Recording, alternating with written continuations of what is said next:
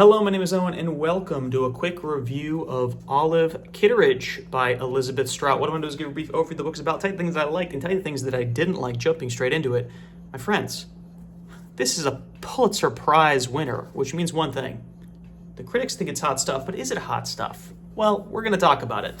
And this is a story following a small town in Maine, and I would say, kind of going into things that we like and dislike, it lives and dies by its very unique structure. Maybe not very unique. It's got a unique structure, though. So basically, how it works is it's little vignettes, little short stories about different people in this town, their drama, their heartache, their strife, and there is one through line through all these stories. Obviously, they all take place in the same town, but the through line is, of course, the character of Olive Kitteridge. She is the main character. Some of the stories are about her and her life at different stages of her life, but if it's not about her, she at least makes a cameo appearance, which overall, for the most part, I think worked incredibly well. Let's just get it out of the way, guys. This is a very, very good book, and I enjoyed it immensely. It's got that, and I hate to jump straight to comparisons, because if you haven't read the comparison I'm talking about, then it's useless to you. But this book is very Frederick Bachman-like, in the sense that it's about real people. It's about not really high-stakes situations in terms of like grand fiction, right?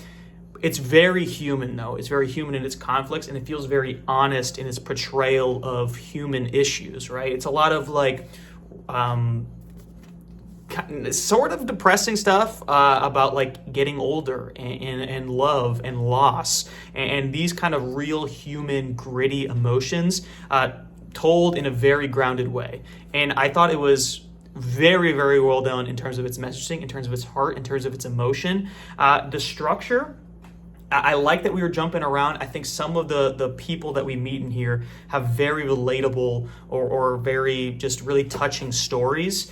But because we're jumping around, it's sometimes hard to fully bite on all of them, I guess I would say, because how she kind of structures these is it's kind of just without any pretense, without any build up or introduction.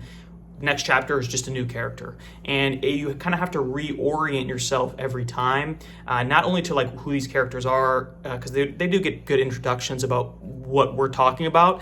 It's not like it's confusing in that way, but what she kind of veils is like what is their internal strife, what is their conflict that we're peering into at this moment, and it's not like these things are kept a secret. It's just that every single chapter, the first couple of pages, you're like, okay, why are you depressed? Why are you sad? What are you struggling with? And it's slowly revealed. And it's not that it's uninteresting. It's just that you have to do that like 7 or 8 times throughout this story. So like a half of every chapter is you figuring out like, what am I caring about?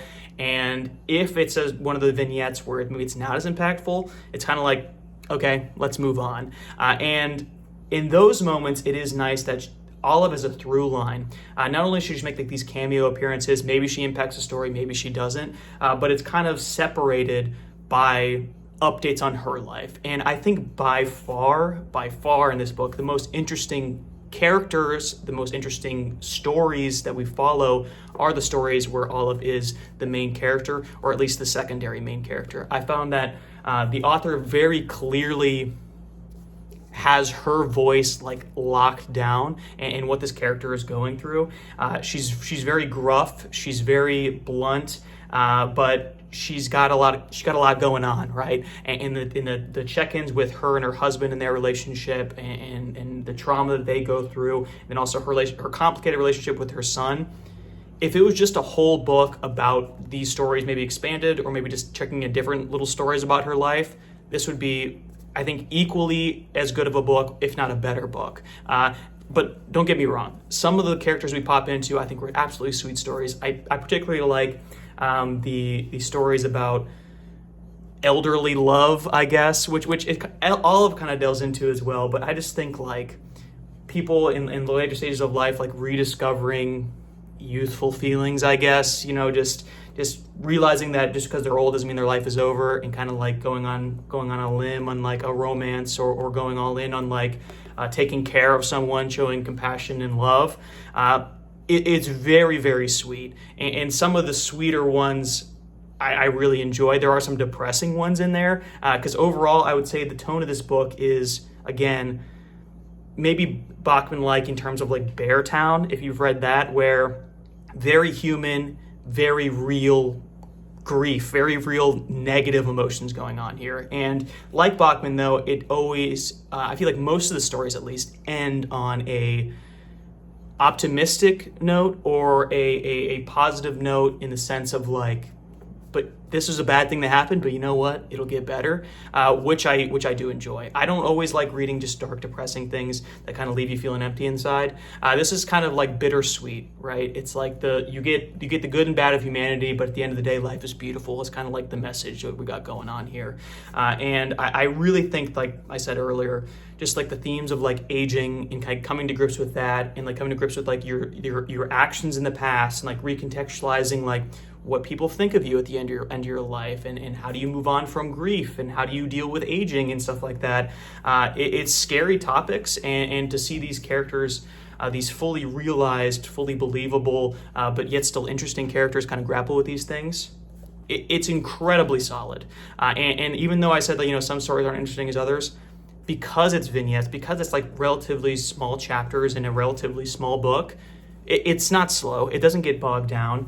And the really, I guess the only complaint I would have is that, like, in those moments, I wish I was just spending more time with Olive Kitteridge. And I think it's unique. Even the stories where she's not involved in, like, she'll always make an appearance. And sometimes I was looking for too much meaning in her appearance. And like, oh, like, how did she impact that story? But like, sometimes she was just there.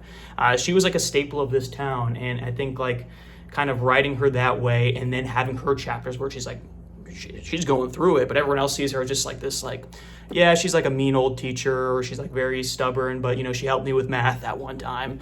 And you go into her life, and it's just like, it's really good stuff. And it's a short read. If you're a fan of literary fiction, I would say, again, if you're if you're a personal friend of Frederick Bachman, or you're a fan of his work, this is definitely very similar, or perhaps he is similar to Elizabeth Strout, because I think this book came out in 2008. I don't know how those timelines mash up, but this is really the type of literary fiction that I really gravitate to. It's really right up my alley, this small town feel, this real human focused feel, quick read. And I know she's done sequels with the character of Olive. I have heard that they're not quite as good, though. So if you happen to have read the sequels, let me know what you think. Because overall, I don't know if I'd go into like further into the world of Olive Kitteridge, but this was a great one-off read in my opinion. And like I said, it's quick, it's heartfelt, it's got a great message, and it just makes you think about your life and about your purpose in the world, right? Overall, a good time.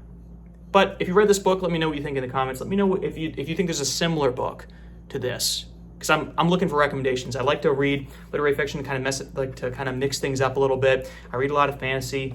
I read a lot of like period pieces, but you know, something more in the modern day, just about people, about humanity. It's something that I really enjoy. So be sure to like and subscribe if you like the video and you want to see more like in the future. And as always, thank you for sticking around.